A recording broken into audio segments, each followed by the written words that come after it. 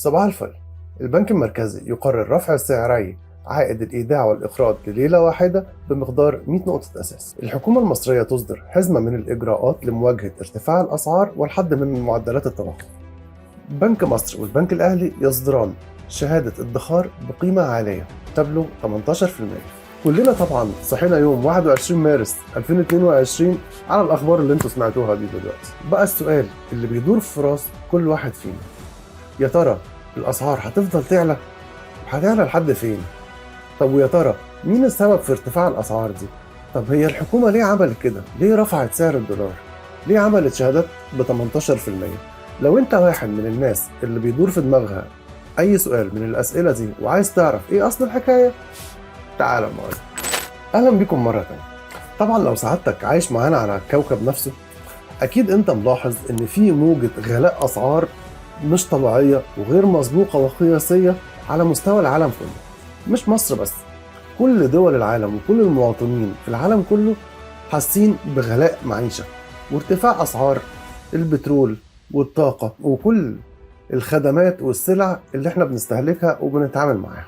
وطبعا احنا في مصر عارفين مع انخفاض قيمة الجنيه وارتفاع سعر الدولار ان ده هيقابله زيادة في الأسعار، والموضوع أصلا مش ناقص، ده هي الأسعار غالية خلقة واحنا عايشين بالستر، هنزود اسعار كمان. طب هنروح لفين يا جماعه؟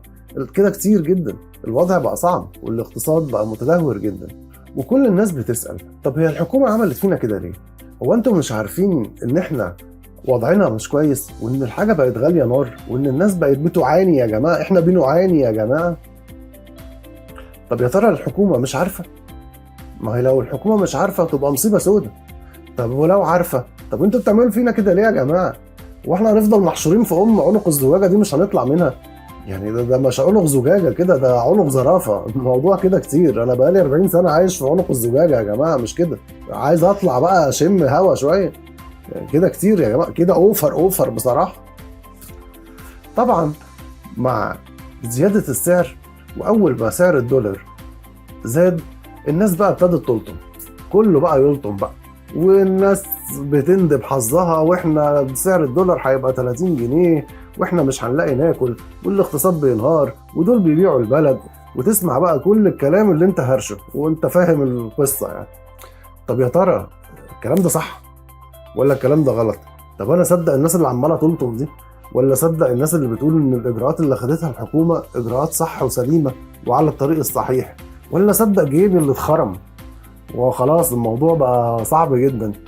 عشان تقدر تعرف الحقيقة فين بالظبط لازم انت تفهم، ما تسمعش كلام حد، انت لازم تتعلم وتفهم، ساعتها تقدر تاخد قرار مظبوط، ساعتها تعرف انت المفروض تعمل ايه في الوضع ده. الوضع صعب، الوضع صعب في العالم كله مش في مصر بس، في غلاء، في تضخم، في بطالة، في مشاكل اقتصادية كتيرة جدا، بس مش احنا بس يا جماعة اللي بنعاني من الموضوع ده، العالم كله كده. فانت لازم اعرف ايه السبب وليه ده بيحصل عشان تقدر تتصرف، تشوف ايه اللي انت هتعمله في الفترة السوداء اللي احنا عايشين فيها. طيب اول حاجة لازم نعرفها، وقبل ما نبتدي نشرح ليه الحاجات دي حصلت وليه في غلاء في الكوكب كله وليه الحكومة رفعت سعر الفايدة وليه زودوا سعر صرف الدولار، في شوية مفاهيم اقتصادية بسيطة جدا لازم تعرفها وتفهمها كويس، عشان هي دي اللي هتخليك تقدر تفهم حقيقة الوضع اللي حواليك. أول حاجة وأهم حاجة كلمة بنسمعها طول الوقت، الكلمة دي كمان بيزيد استخدامها قوي وقت ما بيكون في أزمات اقتصادية. الكلمة دي هي إيه؟ التضخم. طول الوقت التضخم، معدل التضخم، مؤشرات التضخم. طب يا جماعة يعني إيه التضخم يا جماعة؟ التضخم هو الارتفاع المستمر في المستوى العام لأسعار السلع والخدمات وما يترتب عليه من انخفاض القوة الشرائية للعملة المحلية. فهمت أنا إيه بقى؟ أنا كده فهمتش حاجة الصراحة. يعني أنت بتقول إيه؟ أقول لك يا سيدي بالبلدي كده، لو أنت دلوقتي معاك 10 جنيه النهاردة، رحت اشتريت بال10 جنيه دول 10 بيضات، جيت كمان شهر عشان تشتري ال10 بيضات دول ما اشتريتهمش ب10 جنيه، اشتريتهم ب12 جنيه، يبقى انت كده دفعت 2 جنيه زيادة في ال10 بيضات، ال2 جنيه دول كام في المية من ال10 جنيه اللي انت دفعتهم الشهر اللي فات؟ 20%. يبقى انت كده معدل التضخم 20%. يا بس كده؟ هي بس كده. بس الموضوع مش طبعا مش بالسهولة اللي احنا بنتكلم فيها دي. هي ما بتتقاسي بالبيض يعني واللحمة والكلام ده، لا. هو في جهتين في مصر بيقيسوا معدل التضخم. الجهة الأولانية هي الجهاز المركزي للتعبئة العامة والإحصاء، وده بيقيس حاجة اسمها مؤشر التضخم العام. والبنك المركزي بيقيس حاجة اسمها مؤشر التضخم الأساسي. مؤشر التضخم الأساسي ده اللي عادة الناس بتتكلم بيه. ده بياخد في اعتباره سلع كتيرة جدا وخدمات كتيرة جدا، بيقيس التغير في أسعارها على مستوى الشهر، وبيعلن يوم 10 في كل شهر عن مؤشر التضخم الأساسي للشهر اللي فات. بس بيطلع منه الحاجات اللي أسعارها فيها تغير جامد، زي الفاكهة والخضار والحاجات الموسمية.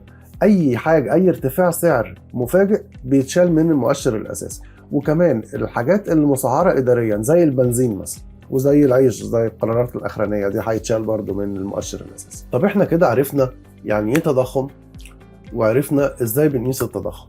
طب يا ترى ايه سبب التضخم ده أساسا؟ أقول لك يا سيدي، في 4 أسباب أساسية للتضخم. أول سبب فيهم هو التضخم الناتج عن وجود فجوة ما بين العرض والطلب. تاني هتقعد تقول لي كلام مكعبل؟ مش مكعبل ولا حاجة، الصبر عليا، اصبر عليا يا عم عبد السلام، هقول لك انا دلوقتي. يعني ايه وجود فجوة ما بين العرض والطلب؟ طيب لو انت بقى عندك 10 عربيات وفي 100 واحد عايزين يشتروا ال10 عربيات دي، ايه اللي هيحصل؟ ال100 واحد هيتخانقوا عليها. لو العربية ب10 جنيه، ده هيقول لك انا هدفع 11، وده هيقول لك انا هدفع 12. ما هو معاه فلوس، عايز يشتري بضاعة والبضاعة قليلة. فيبقى التضخم الناتج من وجود فجوة ما بين العرض والطلب كمان بيكون معاه ان الانتاج مش قادر يلبي الاحتياجات المتزايدة، فالبضاعة من الاخر بتشح في السوق. فالبضاعة لما تشح سعرها يعلى. وفي مقولة انجليزية في الاقتصاد بتقول too much money chasing too few goods، يعني في فلوس كتيرة في السوق لكن في بضاعة قليلة، فده يؤدي على طول لارتفاع السعر، وده اسمه تضخم. طب السبب الثاني من اسباب التضخم ايه؟ ارتفاع تكلفة الانتاج. يعني ايه ارتفاع تكلفة الانتاج؟ اقول لك، لما المواد الخام اللي انا بستخدمها في الانتاج بتاعي تزيد، لما اسعار الطاقة تزيد، لما الاجور والرواتب تزيد، لما النقل والشحن يزيد، مين اللي هيشيل الزيادات دي كلها؟ سعادتك. لان صاحب الانتاج، صاحب المصنع، صاحب الشركة هيزود السعر.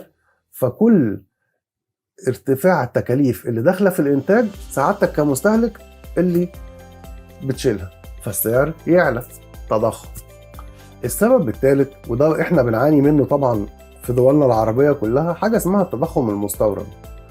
وده نتيجة ان انت بتستورد حاجات كتيرة جدا، بتستورد قمح، بتستورد ذرة، بتستورد زيت، اولموست انت بتستورد كل حاجة. في بعض الدول بتستورد كل حاجة، هي ما عندهاش انتاج لأي حاجة.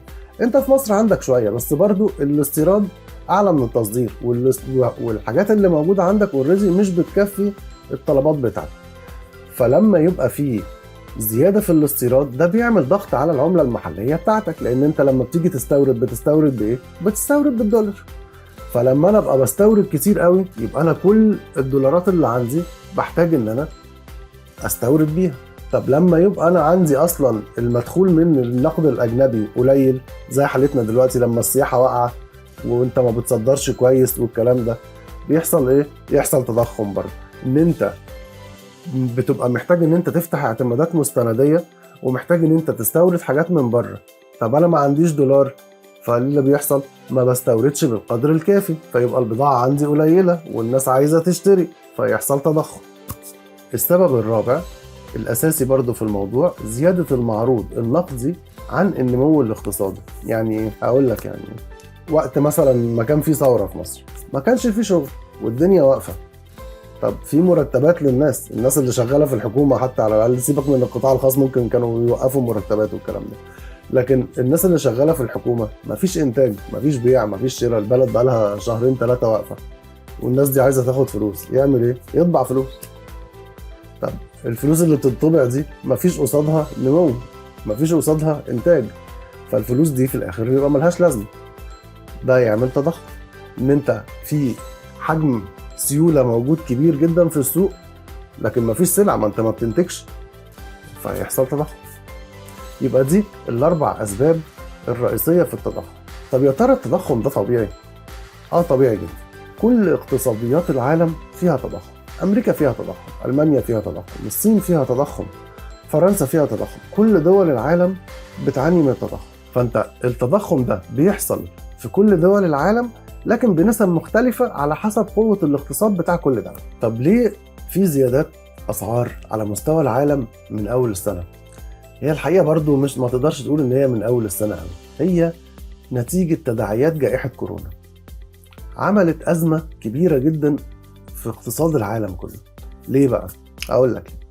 أنت دلوقتي لما حصلت الجائحة ناس كتيرة ماتت، ناس كتيرة عيت، دول كتيرة قفلت على نفسها وعملوا حظر تجول، الناس ما بقتش تروح الشغل، فده ينتج عنه على طول ان في نقص في الانتاج، في نقص في تلبية احتياجات السوق.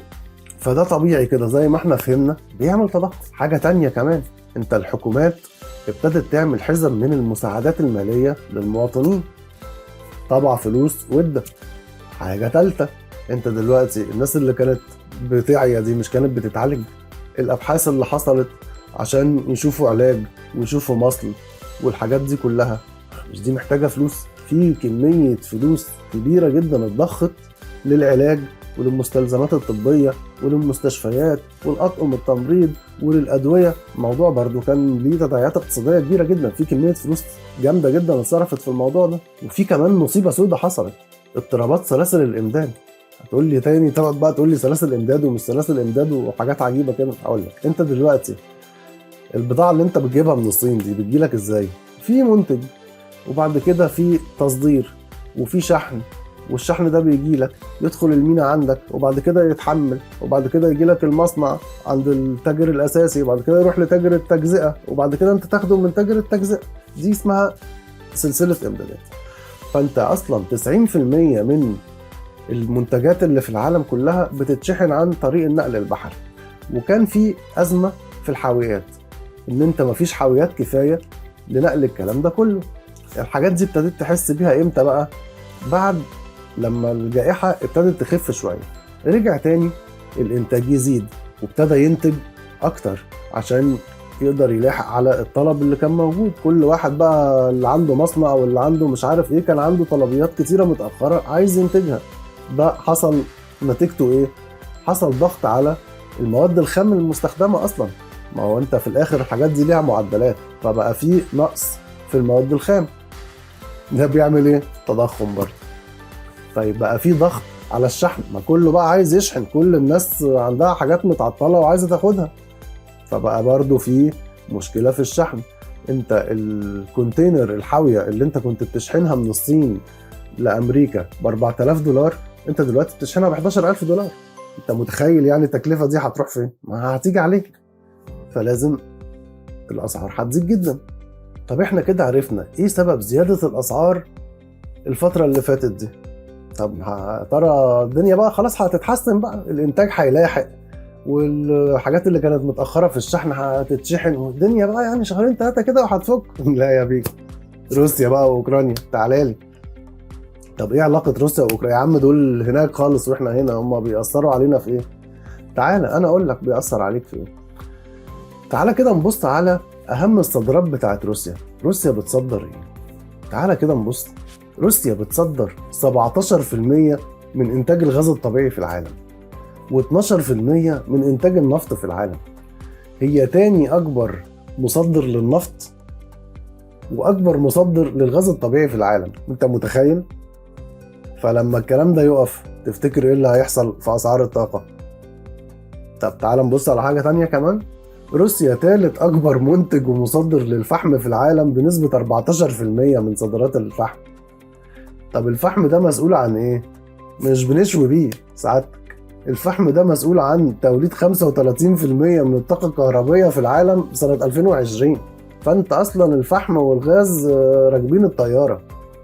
فيعني طبيعي ان اسعار الطاقة كلها زادت، وكل الصناعات داخل فيها طاقة. فلما أسعار الطاقة تزيد طبيعي إن كل حاجة في الدنيا هتزيد، والزيادة بقى إيه؟ مضطردة. طب أنت بتشحن بإيه؟ المراكب دي بتمشي بإيه؟ طاقة، فهتزيد برضه، فالشحن كمان هيزيد.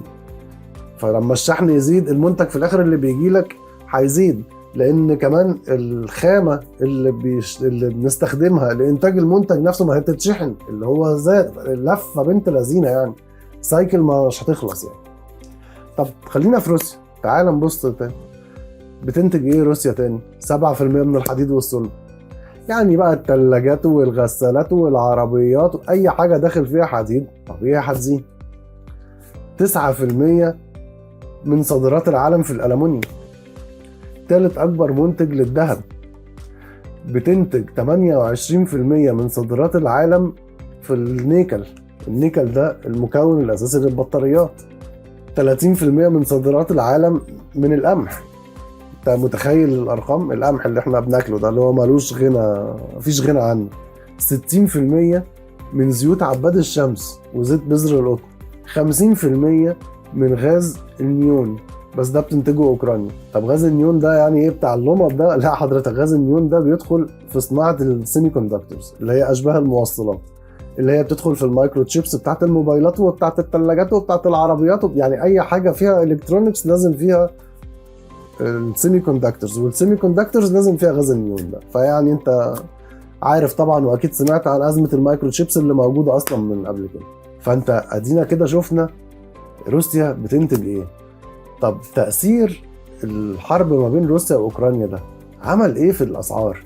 تعال برضو نبص على جدول تاني كده، خلينا نشوف اسعار شويه حاجات اخر ديسمبر 2021 والنهارده وقت ما انا بسجل الفيديو ده، 3 اشهر مش اكتر يعني. تعال نشوف كده. برميل البترول خام برنت كان سعره 31 ديسمبر 2021 $77، النهارده $121، يعني نسبة زيادة 57%. الفحم كان ب $170، النهارده $325، يعني 91% نسبة زيادة. انت متخيل؟ طب الغاز الطبيعي كان ب $3.7 النهارده بكام؟ $5.2، يعني 40%. يعني انا دلوقتي الحاجات المسؤولة عن الطاقة الخامات بتاعتها زادت من 91، يعني حاجات زادت 40% وحاجات زادت 91% وحاجات زادت 57%. ده في ال3 اشهر اللي فاتوا دول. انت متخيل المصيبة اللي العالم فيها؟ الالومنيوم ده مش بيعملوا بيه حلل يا جماعة، الالومنيوم ده داخل في كل حاجة، داخل في الثلاجات والاجهزه الكهربائيه والعربيات وكل حاجه داخل فيها الالومنيوم. ده معدن مهم جدا. كان ب 2800 جنيه الطن، $2800 الطن، بقى $3675، يعني زاد 31%. فانت كل ده وهتيجي تقول لي اصل روسيا واوكرانيا في اوروبا بيحاربوا بعض، احنا مالنا؟ لا ده احنا مالنا ونص وثلاث ارباع، يعني ده مال العالم كله. انت متخيل الوضع الاقتصاد فيه دلوقتي؟ انت عارف ايه اللي حصل نتيجة الكلام ده؟ معدلات التضخم في العالم ضربت كلها. امريكا اقوى اقتصاد في العالم عملت نسبة تضخم 7.9 الشهر اللي فات، ودي اعلى نسبة تضخم من يناير 1982، يعني من 40 سنة. والناس تيجي بعد كده تقول لك احنا مالنا ومال روسيا واوكرانيا وانتوا بتزودوا علينا وانتوا الحكومة فاشلة ومش فاشلة. لا طبعا، ده العالم كله راح في داهية. ده احنا كده نحمد ربنا ونبوس ايدنا وش وظهر على اللي احنا فيه. المانيا انت عارف المانيا نسبة التضخم فيها 5.1، اعلى نسبة تضخم من سنة 1992، من 30 سنة. فرنسا 3.6، انجلترا 6.2، روسيا 9.17، اوكرانيا 10.7. طبعا فرنسا والمانيا وانجلترا وروسيا دول اعلى نسبه تضخم من سنه 1992، من 30 سنه. انت متخيل طبعا. طب واحد يجي يقول لك يا عم طب ما يعني المانيا نسبه التضخم فيها 5.1، ما هي قليله اهو. انت عارف المانيا الدخل اجمالي الناتج القومي بتاعها كام؟ اجمالي الناتج القومي بتاعها 3 تريليون. 3 تريليون دولار. انت عارف انت اجمالي الناتج القومي بتاعك كام؟ 360 مليار دولار.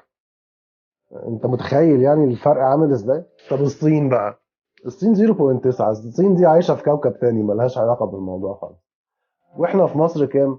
8.8 من 10. طب يا ترى ده وحش؟ ما ده اقل من معدل التضخم بتاع امريكا. بس سعادتك امريكا الناتج القومي بتاعها داخل في 21 تريليون دولار. يعني دي قصه تانية ما فيش وجه للمقارنه اصلا. طب يا ترى في دول رايحه في داهيه؟ طبعا. عندك فنزويلا بقى، تسمع ارقام غريبه بقى. فنزويلا مثلا دول 340% معدل التضخم بتاعها. انت ده بيلعب بنك الحظ ده مع نفسه، ده ملناش علاقه بالموضوع. السودان 260%، اركن جنب اخوك. لبنان 215%. فطبعا الدول دي اقتصادها رايح في داهيه. فانت لما تبص للدول دي وتيجي تبص على حال الاقتصاد بتاعك، لا انت يعني الحمد لله واحنا زي الفل كده يا جماعه. وعشان المصائب لا تأتي في إرادة، في حاجة تانية كمان حصلت عملت مشكلة جامدة جدا بالنسبة للدول اللي زي حالتنا كده، اللي هي الاقتصاديات الناشئة والنامية. زي ما قلنا إن أمريكا معدل التضخم فيها الشهر اللي فات ده كان 7.9 وده أعلى معدل تضخم من 40 سنة. فكان لازم الفيدرالي الأمريكي ده اللي هو البنك المركزي الأمريكي يتدخل، لأن دي مشكلة كبيرة جدا بالنسبة لاقتصاد أمريكا. امريكا كانت بتلعب في 1.5، 2 و4 في الرينج ده. فلما يبقى 7.9 دي كارثه بالنسبه لهم يعني. فكان لازم يتدخل. طيب اتدخل وعمل ايه بقى؟ رفع سعر الفايده لاول مره من سنه 2018. رفع سعر الفايده ربع في المية. ايه يا عم ربع في المية؟ هو يعني الفدرالي الامريكي لما يرفع سعر الفايده ربع في المية يعني احنا كده هيحصل لنا مصيبه؟ ده احنا عندنا شهادات الادخار 18%. لا سعادتك الربع في المية بتاع امريكا غير ال 18% بتاعتك خالص. يعني هذه نقره وهذه نقره. طب هو الفدرالي الامريكي ده بيعمل ايه يعني؟ لا مؤاخذه، يعني مهم ليه يعني؟ حضرتك ده المؤسسه الماليه الاهم والاخطر في العالم اللي بتتحكم في مسار الاقتصاد الاكبر في العالم. وظيفته ان هو يحافظ على ثبات الاسعار وثبات معدلات التضخم في الاقتصاد الامريكي. لما الفدرالي الامريكي ده رفع الربع في المية، احنا اتأثرنا ازاي؟ اقول لك يا سيدي احنا اتأثرنا ازاي. التأثير المباشر ان لما الفايدة على الدولار بتزيد في امريكا، ده معناه انخفاض قيمة الجنيه بتاعك او انخفاض قيمة اي عملة محلية قصاد الدولار. فده يزود تكلفة الواردات ويزود اسعار المنتجات والخدمات اللي موجودة عندك. يعني من الاخر بيزود التضخم عندك برضه. المشكلة التانية، ودي مشكلة فعلا جامدة جدا، في حاجة اسمها هوت ماني. في ناس مستثمرين اجانب، مستثمرين دوليين مش من جنسية معينة يعني، بيستثمروا الفلوس بتاعتهم في البورصات، بس دايما بيستثمروها في الاماكن الامنة، لان احنا عارفين طبعا ان راس المال جبان. فيجي عند دولة زي مصر كده عندها سعر فايدة عالي، احنا تقريبا اعلى سعر فايدة موجود في العالم، فيجي يستثمر في اذون الخزانة والسندات الحكومية بتاعتك. طيب ايه اذون الخزانة والسندات الحكومية؟ انت دلوقتي كدولة لما بتحب ان انت تكبر راس مالك او عايز ان انت تجذب دولارات، عندك نقص في الدولارات ومش عايز تاخد قرض، فبتصدر حاجة اسمها سندات وأذون خزانة. ده بيبقى زي شهادة ادخار كده، بس الحكومة بتصدرها، ممكن الأجانب يشتروها وممكن المصريين يشتروها. هي الميزة فيها إن هي بتبقى المدى الزمني بتاعها قليل، يعني 3 أشهر و6 أشهر و9 أشهر وسنة وكده. وفيها ميزة تانية إن أنت بتاخد العائد بتاعها من أول يوم، لكن ما بتاخدش القيمة بتاعتها غير بعد انتهاء المدة بتاعت السند ده. المهم، فالمستثمرين الدوليين دول يجوا يحطوا فلوسهم عندك عشان يستفيد من سعر الفايدة العالي. لكن في ظل الجو اللي موجود دلوقتي والحرب والكلام ده، دايما يدور على الاستثمار الآمن. فلما أمريكا ترفع سعر الفايدة عندها، ده بالنسبة له فرصة إن هو يروح يحط فلوسه في أمريكا، ياخد عليها فايدة اعلى، وفي نفس الوقت مفيش امن من كده، فيسحب استثماراته من عندك. دي اسمها الهوت ماني. الهوت ماني ده يسحب الفلوس بتاعته من عندك، يروح يحطها ويستثمرها في سندات الخزانة الأمريكية. وده فعلا حصل. الفترة اللي فاتت 3 مليار دولار خرجوا من البورصة.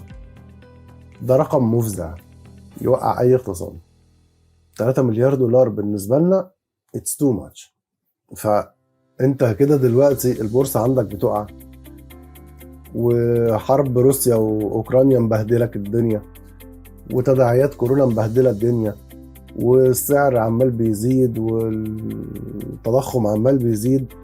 هتعمل ايه؟ انت كحكومة ممكن تعمل ايه وانت شايف الاقتصاد بينهار؟ مش عايز اقول بينهار، بس انت شايف ان الاقتصاد بتاعك بيتأثر تأثر جامد، وفي فلوس كتيرة بتخرج ولسه كانت هتخرج. طب ايه الحل؟ كان عندك حل من الاتنين. يا اما تستخدم الاحتياطي بتاعك وتثبت بيه سعر العملة، وتحاول ان انت تخلي الاوضاع زي ما هي، وده كان ممكن يحصل لو ما كانش فيه موضوع الحرب بتاعت روسيا واوكرانيا. لكن الحمد لله ان انت ما عملتش كده، لان انت لو كنت عملت كده كنا نروح في داهيه بقى فعلا، يعني فعليا بقى، لان انت كنت هتستنزف الاحتياطي بتاعك، ومش عارف بقى، يعني مش عارف كنا هنعمل ايه بعد كده. بس يعني هو الحمد لله ان ده ما حصلش. الحل التاني وهو الحل الاصعب، والاصعب على الدوله على فكره، مش عليك انت بس، ده هو اصعب على الدوله اكتر منك.